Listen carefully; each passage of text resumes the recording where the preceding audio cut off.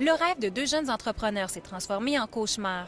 Olivier Mire et sa conjointe, propriétaire du café Les Cinq Sœurs à Sainte-Thècle, voyaient grand. Ils voulaient ouvrir un deuxième commerce dans le village. Aujourd'hui, ils se retrouvent les mains liées, un an après avoir acheté le bâtiment en face de leur café. L'immeuble qui abrite un bar et une salle communautaire est jugé dangereux.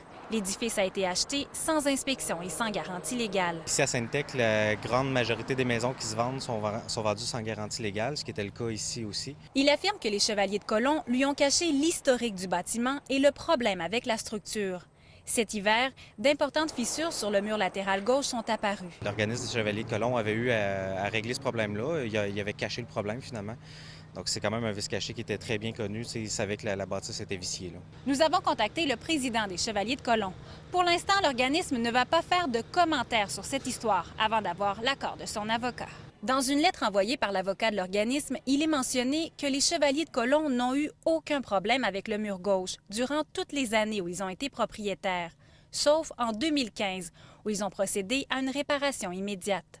Selon un ingénieur mandaté par le couple, il est possible que l'accumulation de neige cet hiver ait amplifié les défauts du bâtiment. Il mentionne toutefois ceci dans son rapport, qu'un renforcement a été effectué aux fermes de toit et un soufflage mis en place pour combler le manque de verticalité.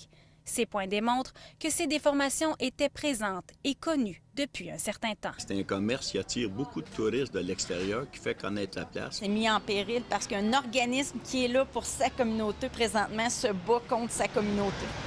C'est un peu comme un non-sens. Le maire de la municipalité a tenté de rapprocher les deux parties. On veut éviter, nous autres, c'est sûr et certain, qu'il y ait une bataille juridique qui freine des perdants. Là. Alain Vallée espère maintenant que ce conflit ne viendra pas freiner la croissance économique de sa municipalité, qui attire de jeunes entrepreneurs.